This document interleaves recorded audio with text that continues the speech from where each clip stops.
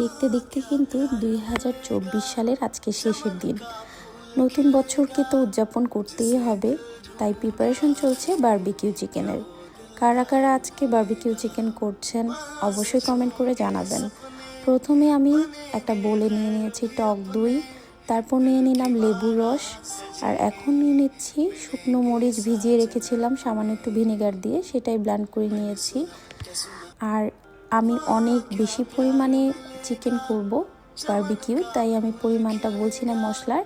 আমার এই বারবিকিউ চিকেনের একটা ভিডিও কিন্তু আমার চ্যানেলে আছে, চাইলে আপনারা পরিমাণ সহ সেখান থেকে দেখে নিতে পারেন রেসিপিটা। এখন দিয়ে দিচ্ছি আদা বাটা এবং রসুন বাটা, যেহেতু চিকেন বেশি পরিমাণে তাই আদা রসুনটা একটু বেশি দিলাম। দিয়ে দিচ্ছি কাশ্মীরি রেড চিলি পাউডার, আর এখন দিয়ে দিচ্ছি গরম মশলা।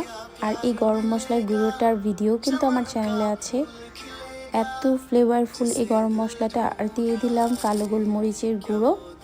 এখন আমি দিয়ে দিচ্ছি এখানে জিরার গুঁড়ো, আর এটা কিন্তু ভাজা জিরার গুঁড়ো।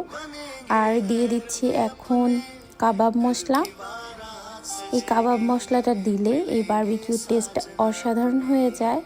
দিয়ে দিচ্ছি স্বাদ অনুপাতে লবণ, আর এখন দিয়ে দিচ্ছি আমি এখানে ধনে গুঁড়ো। দিয়ে দিচ্ছি টাবেস্কো সস, যেটা না কি যেন নাম, চিলি সস, সেটা দিয়ে দিলাম একটু। আর এখন দিয়ে দিচ্ছি টমেটো সস, কিছুটা দিয়ে দিব বারবিকিউ সস। বারবিকিউ সসের পর দিয়ে দিচ্ছি সরিষার তেল। এখন সবগুলো উপকরণ খুব ভালোভাবে আমি মিক্স করে নিচ্ছি একটা হ্যান্ড হুইস্ক দিয়ে। যেহেতু দইটা আমি প্রথমে ফেটিয়ে নিইনি, তাই দইটা আমি এখন মশলার সাথে খুব ভালোভাবে ফেটিয়ে নিচ্ছি।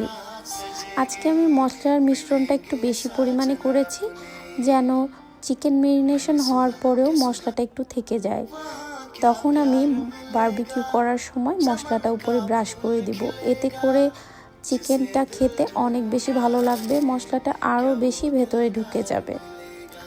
তো এখন আমি চিকেনগুলো দিয়ে দিচ্ছি, খুব ভালোভাবে মশলাগুলো চিকেনের গায়ে লাগিয়ে নিচ্ছি। আর ওই যে কাট করে দিয়েছিলাম, ওই কাট করা জায়গাগুলোতে খুব ভালোভাবে মশলাগুলো একটু ঢুকিয়ে দিতে হবে। যদি একটু পরিমাণটা বেশি দেন মশলার, এতে করে কিন্তু চিকেন ম্যারিনেশনটা খুব ভালো হয়, আর মশলাটা খুব ভালোভাবে ভেতরে ঢুকতে পারে। মশলাটা থেকে গেলে কিন্তু কোনো সমস্যা নেই, ওইটা যখন বারবিকিউ করবে তখন ব্রাশ করে দিবেন চিকেনের উপর, এতে করে চিকেনের টেস্টটা অনেক গুণ বেড়ে যাবে।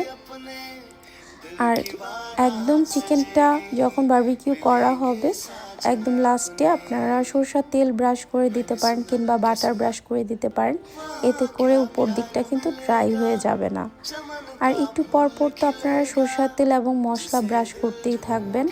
আর আমি চেষ্টা করব আমার বারবিকিউ করার সময়কার ভিডিও আপনাদের সাথে শেয়ার করতে।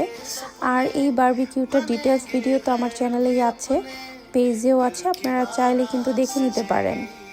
আর কে কে আজকের জন্য বারবিকিউ প্রিপারেশন করছেন অবশ্যই জানাবেন। আমার রেডি হয়ে গেছে, এখন এটা আমি ফ্রিজে রেখে দিব একটা প্লাস্টিক র্যাপার দিয়ে ঢেকে।